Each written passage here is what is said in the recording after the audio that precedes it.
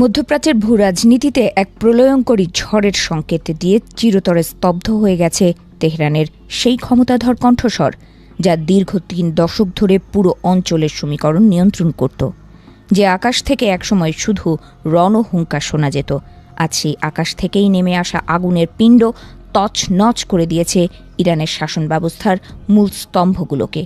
মার্কিন ও ইসরায়েলি বাহিনীর আকস্মিক ও ভয়াবহ বিমান হামলায় ইরানের সর্বোচ্চ ধর্মীয় নেতা আয়াতুল্লাহ আলী খামেনি নিহত হওয়ার পর পুরো দেশটি এখন গভীর অনিশ্চয়তা আর শোকের সাগরে নিমজ্জিত। তেহরানের রাষ্ট্রীয় টেলিভিশনের পর্দায় যখন অশ্রুসজল চোখে উপস্থাপক খামেনির শাহাদাত বরণের খবরটি প্রচার করছিলেন, তখন শুধু এক ব্যক্তির মৃত্যু নয়, বরং দীর্ঘ রাজনৈতিক যুগের সমাপ্তির এ লাইন যেন দেয়া হলো।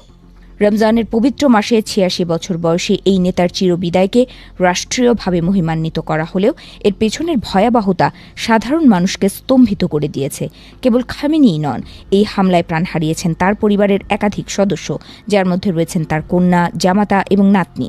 এই পারিবারিক ও রাজনৈতিক শোক যেন একই বিন্দুতে মিলেমিশে একাকার হয়ে গেছে।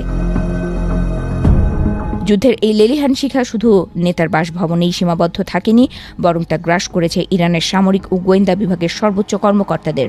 রেভলিউশনারি গার্ডস কোর IRGCর প্রধান মোহাম্মদ পাকপুর এই হামলায় নিহত হয়েছেন। তার পূর্বসূরীও ইসরায়েলি হামলায় প্রাণ হারিয়েছিলেন। ইরানের সামরিক নেতৃত্বের ওপর একের পর এক সুপরিকল্পিত আঘাত হেনে নেতৃত্ব শূন্য করার একটি দীর্ঘমেয়াদী প্রক্রিয়া এখন চূড়ান্ত পর্যায়ে পৌঁছেছে। প্রতিরক্ষা ও কৌশলগত দিক থেকেও ইরান এখন এক বিশাল শূন্যতার মুখে দাঁড়িয়ে। দেশটির প্রতিরক্ষা মন্ত্রী আজিজ নাসিরজাদে এবং সশস্ত্র বাহিনীর chief of staff Abdul Rahim Musavi এই হামলায় নিহত হওয়ার ফলে যুদ্ধের ময়দানে তাৎক্ষণিক সিদ্ধান্ত নেওয়ার মতো শীর্ষস্থানীয় কর্মকর্তাদের সংখ্যা আশঙ্কাজনকভাবে কমে গেছে।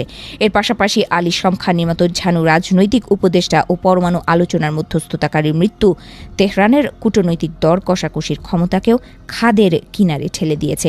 ইতোপূর্বে একবার মৃত্যুর মুখ থেকে ফিরে এলেও এবার আর শেষ রক্ষা হয়নি তার। ইসরায়েলি সামরিক বাহিনীর দাবি অনুযায়ী তেহরানে যখন এক গোপন বৈঠকে দেশের নীতি নির্ধারকেরা মিলিত হয়েছিলেন, ঠিক সেই মুহূর্তেই CIA এর গোয়েন্দা তথ্যের ভিত্তিতে হামলাটি চালানো হয়। নিউ ইয়র্ক টাইমসের প্রতিবেদনে জানা গেছে, মার্কিন গোয়েন্দারা দীর্ঘ সময় ধরে খামেনির গতিবিধির ওপর নজর রাখছিলেন এবং সঠিক সময়ের অপেক্ষায় ছিলেন।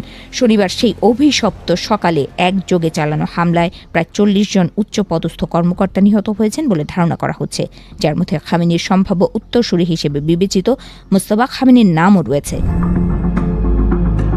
গোয়েন্দা ও ব্যালিস্টিক ক্ষেপণাস্ত্র ইউনিটের কর্মকর্তাদের ওপর এই হামলা ইরানের পাল্টা আঘাত হানার সক্ষমতাকে বড় ধরনের চ্যালেঞ্জের মুখে ফেলেছে।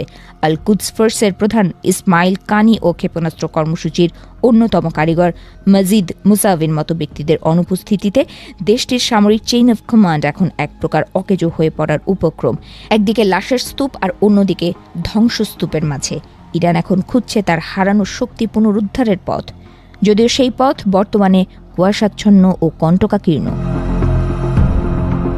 ভয়াবহ এই বিপর্যয়ের মাঝেও যারা প্রাণে বেঁচে গেছেন, তাদের ওপর এখন পুরো দেশের ভার এসে পড়েছে।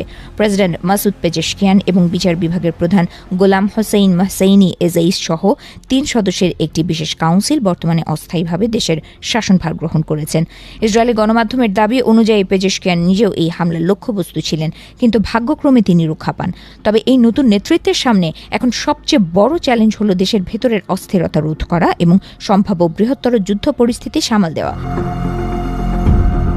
মিনাবো শহরের একটি স্কুলে বিমান হামলায় নিহত ১৪৮ জন সাধারণ মানুষ, বিশেষ করে অল্প বয়সী মেয়েদের মৃত্যুর খবর এই রাজনৈতিক সংঘাতকে এক মানবিক ট্র্যাজেডিতে রূপ দিয়েছে।